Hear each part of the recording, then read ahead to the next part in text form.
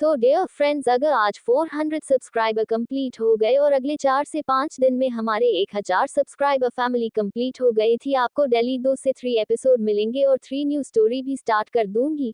तो अब आप सबको मिलकर 1000 सब्सक्राइबर फैमिली जल्दी से कंप्लीट करनी है ताकि आप सबको जल्दी से न्यू स्टोरी मिले। तो अब चलिए कहानी की तरफ चलते हैं। फिर भी कायनात अपनी आंखें मिंचे हुए अपना लहंगा एक मुट्ठी में भरे हुए ही वह अपना तीसरा कदम भी आगे बढ़ाती है और ऐसे ही वह 4-5 कदम आगे बढ़ती है। अब तक तो उसके पैरों में बहुत से कांच चुभ गए थे और अब तो खून भी निकल रहा था। उसके पैर लाल कलर के हो चुके थे। उसमें इतना खून आ चुका था। कायनात की आंखों से आंसू बह रहे थे और उसे बेइंतहा दर्द भी हो रहा था। वही युवराज कायनात की आंखों से आंसू बहते हुए देख रहा था और उसके मन में एक डेविल स्माइल थी। युवराज अपने मन में बोला, अंडस्को अभी तो ये शुरुआत है वाइफी। वही युवराज अपने मन में बोला, अंडस्को वाइफी देखो तुम सब कुछ आगे आगे देखते जाओ कैसे तुम्हें सरप्राइज मिलते हैं। वही कायनात कुछ कदम चलते ही कायनात फिर रुक जाती है और वहीं पर ही खड़ी रहती है। तभी युवराज बोला, अंडस्को आगे नहीं चलोगे? तो फिर कायनात अपनी आंखों में आंसुओं के साथ युवराज को देखते हुए बोली, अंडस्को मुझे बेइंतहा दर्द हो रहा है। तभी दादी माँ आगे आते हुए बोली, अंडस्को बहुत हुआ युवराज, अब तू एक बार देख तो सही दुल्हन के पैरों में कितने घाव आ चुके हैं। वह कांच के टुकड़े तो देख उसके पैरों में चुभे हुए हैं। कुछ तो रहम कर अब, और बहुरानी तुम वहीं पर ही खड़ी रहोगे, अब इस फूलों पर तुम नहीं चलोगे। इतना बोलकर दादी माँ वहां पर ही खड़े 2-3 नौकर को बुलाती है और बोली, अंडस्को जल्दी से सब कुछ साफ करो और यहाँ पर एक भी कांच ना होना चाहिए। वही दादी माँ को आवाज सुनकर फिर युवराज कुछ नहीं बोलता, क्योंकि उसे जो करना था वह तो हो चुका था। उसे कायनात को घाव जो देने थे वह तो ऑलरेडी कायनात को लग चुके थे। कायनात की आंखें से आंसू बह रहे थे फिर भी वह खड़ी थी और युवराज ने अभी भी कायनात का हाथ पकड़ा हुआ था। वही कायनात की नजर युवराज के चेहरे पर ही थी और वह उसे ही देख रही थी। वही युवराज के चेहरे पर एक डेविल स्माइल थी। युवराज बोला, अंडस्को अब कलश लेकर आइए। वही इतना सुनते ही वहां पर खड़ा एक नौकर चावल से भरा कलश लेकर आता है। तब तक 2-3 नौकर ने वहां पर जो भी कांच बिछे हुए थे वह सब कुछ समेट लिया था और वहां पर अब एक कांच नहीं था, सब कुछ साफ कर दिया था। वही वह नौकर आकर वह चावल से भरा कलर कायनात के पैरों में रखता है। वही युवराज बोला, अंडस्को अब तुम इस कलश को गिराकर अंदर आ सकती हो और अपने पैरों की छाप छोड़ सकती हो मेरे घर में। इतना बोलते हुए युवराज एक स्माइल कर रहा था, जो कि एक मिस्टीरियस स्माइल थी। वही कायनात अपनी नजर उठाकर युवराज को देखती है और उसके चेहरे पर स्माइल देखकर कायनात समझ जाती है कि यह सब कुछ जानबूझकर युवराज ने कराया था।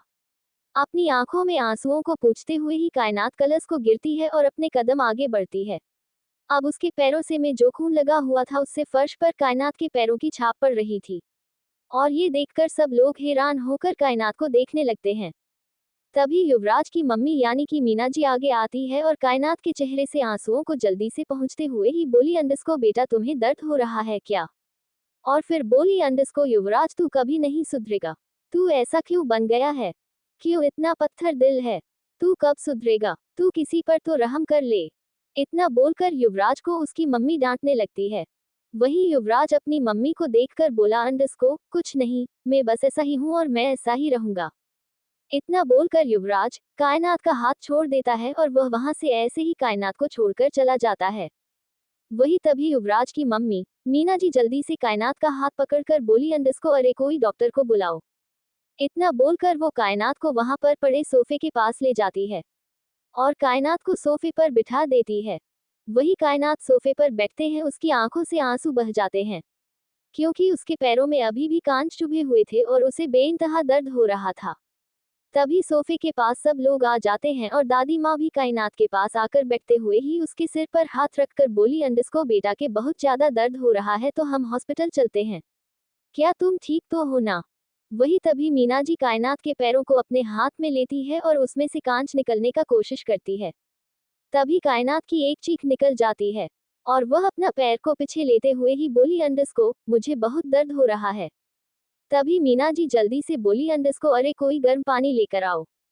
वही एक नौकर गर्म पानी लेने के लिए जल्दी से चला जाता है और वही मीना जी कायनात के पैरों के पास बैठ जाती है और कायनात के पैरों में को अपने पास में लेते हुए बोले, अंडस्को बेटा दर्द होगा लेकिन ज्यादा हिलना मत।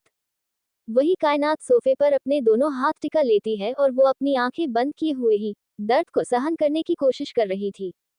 वह बोली, अंडस्को प्लीज आंटी जी, बहुत दर्द हो रहा है, थोड़ा धीरे करिएगा। वही तभी दादी माँ कायनात के हाथ पर हाथ रखकर बोली, अंडस्को हिम्मत रखना बेटा। वही इतना सुनते ही कायनात हल्के से अपना सिर हिला देती है, अभी भी उसके आंसू रुक नहीं रहे थे। वही मीना जी कांच का एक टुकड़ा निकलती है तो कायनात की एक चीख निकल जाती है। वह बोली, अंडस्को नहीं, मुझे नहीं निकाले कांच। तभी मीना जी ने कहा, अंडस्को और थोड़ा थोड़ा, बस थोड़ी देर की बात है बेटा। इतना बोलकर वह दूसरा कांच भी निकलती है और फिर तीसरा, और ऐसे करके वह जितने भी कांच के टुकड़े लगे हुए थे वह सब निकाल लेती है।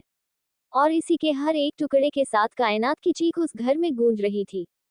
सब लोग खड़े खड़े बस एक दया भरी नजर से कायनात को देख रहे थे और वह क्या ही कर सकते थे, इसीलिए वह सब लोग कायनात को देख रहे थे।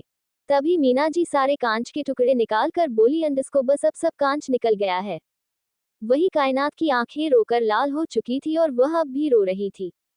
वह बोली, बहुत दर्द हो रहा है मुझे। तभी एक नौकर गर्म पानी लाकर मीना जी को देता है। तो मीना जी गर्म पानी लेकर एक कपड़ा लेकर उसमें में डुबोकर कायनात के पैरों पर रखती है और जो खून लगा हुआ था उसे साफ करने लगती है। वही तभी ये देखकर कायनात अपने आंखों से आंसू को रोकते हुए यही बोली, अंडस्को आंटी जी आप मत कीजिए, मैं कर लूंगी खुद से। तभी मीना जी बोलिए, अंडस्को अरे नहीं बेटा, वह हमने डॉक्टर को कॉल किया है, वह आते ही होंगे। वही इतना सुनते ही कायनात बोली, अंडस्को मैं डॉक्टर के पास नहीं जाऊंगी और आप डॉक्टर को मना कर दीजिए, मुझे उनसे बहुत डर लगता है, प्लीज आप उसे मना कर दीजिए। वही इतना सुनते ही दादी माँ बोली, लेकिन बेटा तुम्हें दर्द होगा, वह दवाई देगा तो तुम्हारा दर्द कम हो जाएगा। वही इतना सुनते ही कायनात बोली, अंडस्को मुझे डॉक्टर से डर लगता है दादी माँ, प्लीज आप उन्हें मना कर दीजिए ना। वही इतना सुनते ही दादी माँ ने कहा, अंडस्को ठीक है बेटा, हम मना कर देंगे, लेकिन अभी मीना को अपने पैर साफ करने दो। वही कायनात फिर कुछ नहीं बोलती तो मीना जी फिर से वह कपड़ा लेकर गर्म पानी में डुबोकर कायनात के जख्मों पर रखती है और सारे जख्म को साफ करती है। अब कायनात के पैर में चोट आई हुई थी और हल्का जख्म बना हुआ था, अब साफ साफ दिख रहा था। तभी मीना जी बोली, अंडस्को कोई दवाई और मरहम लेकर आओ। वही तुम सुनते ही एक नौकर फिर से जाता है और दवाई और मरहम लेकर आता है। कभी मीना जी वह दवाई कायनात को देते हुए बोले, अंडस्को बेटा ये पी जाओ और मरहम में लगा देती हूँ। वही इतना सुनते ही कायनात ने कहा, बस करिए, बस आपने इतना कर दिया वही मेरे लिए बहुत है। आप सबका दिल से शुक्रिया, आप सब ने मेरे लिए स्टैंड लिया और आपके बेटे को भी आप सब ने बहुत डांटा, इसके लिए शुक्रिया, मुझे इतना सपोर्ट करने के लिए। मीना जी भी उठकर कायनात के साथ बैठ जाती है और उसके सर पर हाथ रखकर बोली, अंडस्को अरे बेटा तो क्या हुआ, युवराज तुम्हारे साथ शादी करके आया है, लेकिन तुम हमारी बहू नहीं, हमारी बेटी जैसी ही हो, और उसे पागल के बातों का बुरा मत मानना। वह पता नहीं आज वह ऐसा क्यों कर रहा है, वो ऐसा कभी नहीं करता, लेकिन आज पता नहीं उसने ऐसा क्यों किया। कुछ हुआ है क्या बेटा तुम्हारे साथ?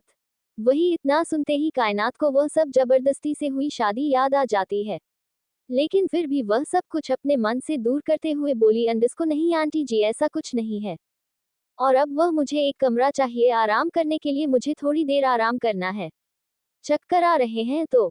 वही इतना सुनते ही मीना जी खड़े होते हुए ही बोले, अंडस्को चलो तुम्हारे युवराज के कमरे में ही छोड़ आती हूँ। वही इतना सुनते ही कायनात हैरानी से मीना जी को देखती है, लेकिन तभी उसे याद आता है कि अब उसकी और युवराज की शादी हो चुकी है, तो वह फिर कुछ ना बोलते हुए खड़ी हो जाती है और वह बिना कुछ बोले अंडस्को मीना जी के साथ जाने लगती है। वही तभी मीना जी कायनात को लेकर युवराज के रूम के पास पहुंचती है और दरवाजा खोलकर बोली, अंडस्को आप अंदर जो बैठो, मैं आपके लिए जूस मंगवाती हूँ, और कुछ खाना है क्या आपको? वही इतना सुनते ही कायनात अपना सिर नामे हिलाते हुए बोली, अंडस्को नहीं, मुझे कुछ नहीं खाना। वही मीना जी कायनात के सिर पर हाथ रखकर बोली, अंडस्को आराम करो, अब मैं जाती हूँ, कुछ भी चाहिए तो बोल देना मुझे। वही कायनात ने कहा, अंडस्को ठीक है।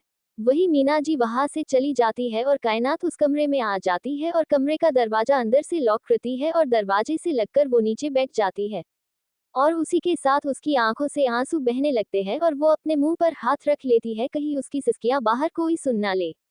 तो अब आगे क्या होगा जानने के लिए बने रहिए हमारे साथ नेक्स्ट एपिसोड में। प्लीज लाइक, कमेंट करो या और सब्सक्राइब भी।